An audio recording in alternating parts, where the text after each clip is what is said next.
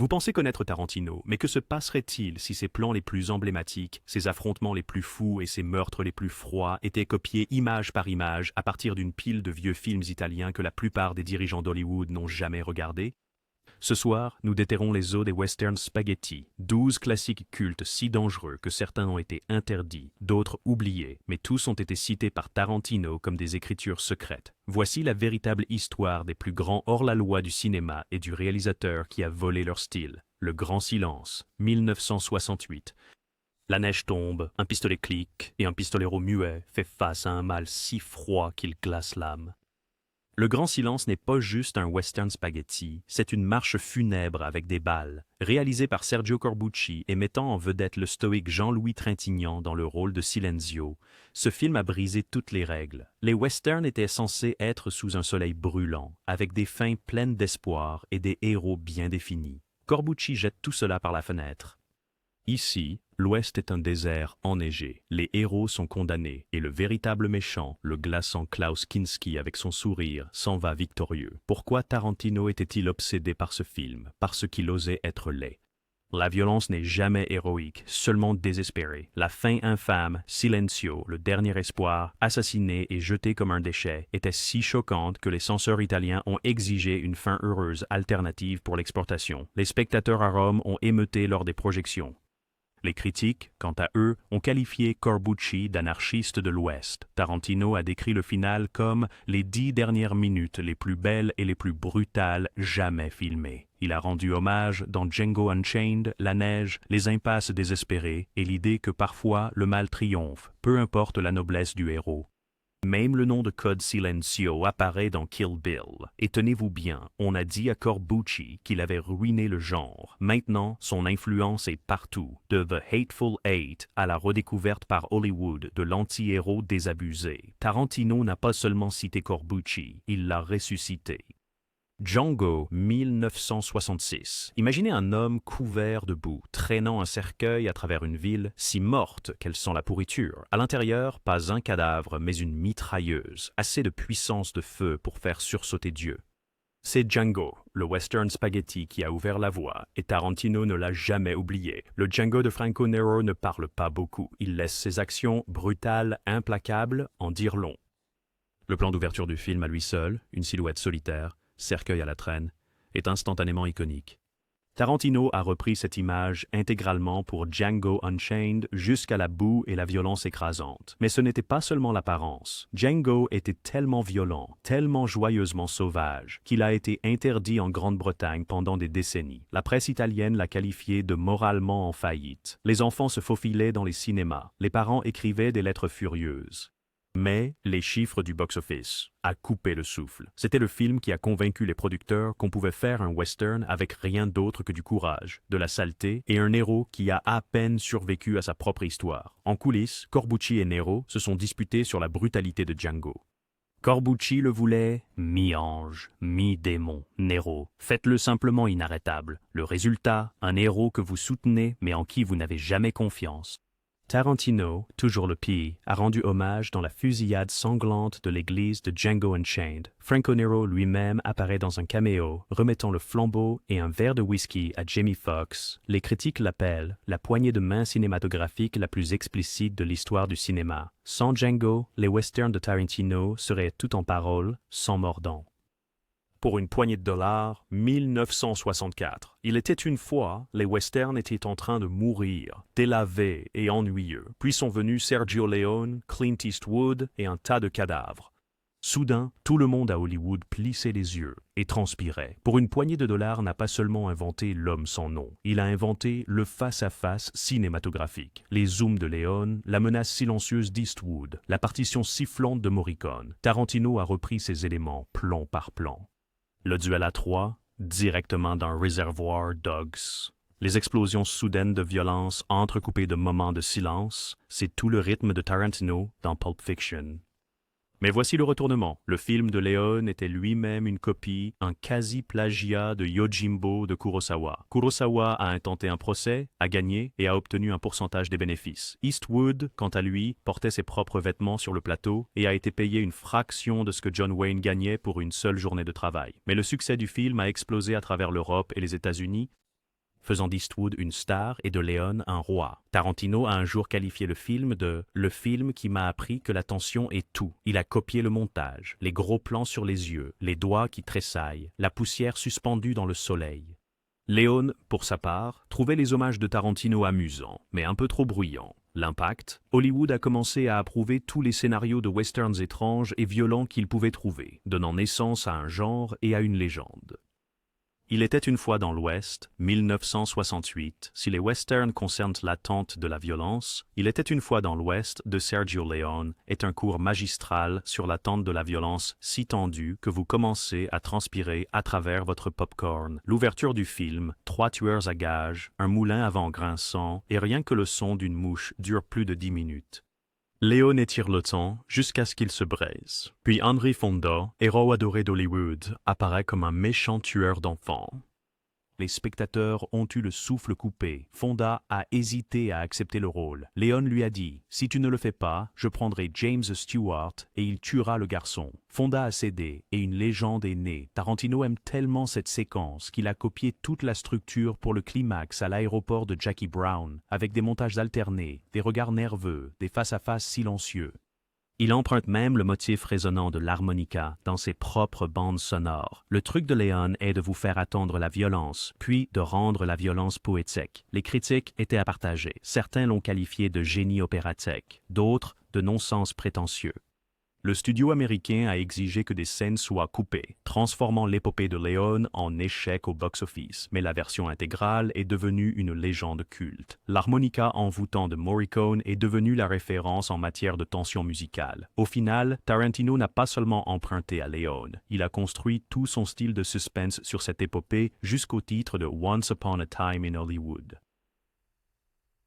La mort était au rendez-vous. 1967. La vengeance ne meurt jamais, elle se recharge simplement. La mort était au rendez-vous est l'un de ces films qui est tout en ambiance, avec des flashbacks balayés par le vent, des tueurs tatoués et une dynamique mentor protégée si toxique qu'il vous faut un vaccin anti-tétanique après l'avoir regardé. John Philip Lowe joue Bill, un garçon dont la famille est massacrée devant lui.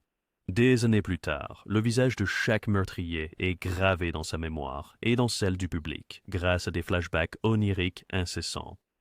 Entrée Lee Van Cleef, jouant Ryan, un hors-la-loi endurci avec ses propres comptes à régler. Tarantino n'a pas seulement volé la musique. Le thème tourbillonnant et menaçant de Morricone apparaît dans Kill Bill. Il a repris la structure, une série de vignettes brutales, des flashbacks imbriqués dans la violence et la logique implacable de la vengeance.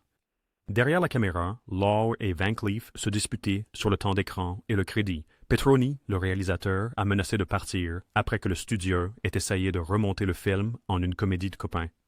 Le compromis, plus de fusillade, moins de dialogue. Le public a adoré. Tarantino appelle Death Rides a Horse le modèle du film de vengeance moderne. Le regard hanté de Lowe apparaît dans les flashbacks de la mariée.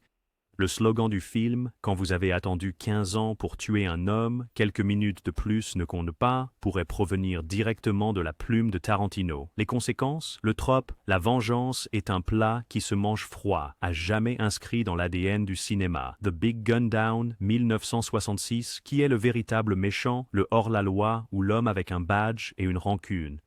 The Big Gun Down oppose le chasseur de primes de Lee Van Cleef au rusé paysan mexicain de Thomas Milian. Au début, c'est le chasseur et la proie classique. Mais chaque poursuite, chaque duel trouble les eaux morales jusqu'à ce que vous souteniez le supposé méchant. Tarantino a vu cela comme une révélation. Je voulais que mon public soutienne le hors-la-loi, tout comme Sollima m'a fait le faire, a-t-il avoué.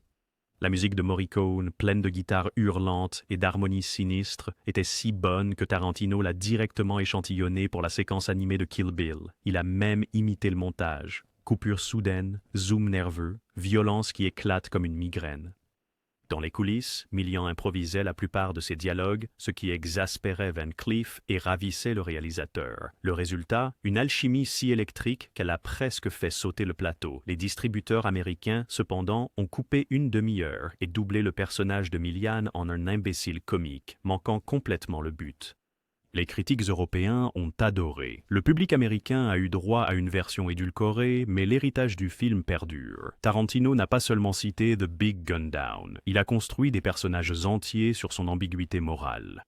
Chaque fois que vous voyez un méchant de Tarantino, qui pourrait être le méchant héros ou vice-versa, vous voyez l'influence de Sollima, image par image. Face à Face, 1967. Que se passe-t-il lorsqu'un enseignant doux apprend que la violence est la seule leçon qui reste?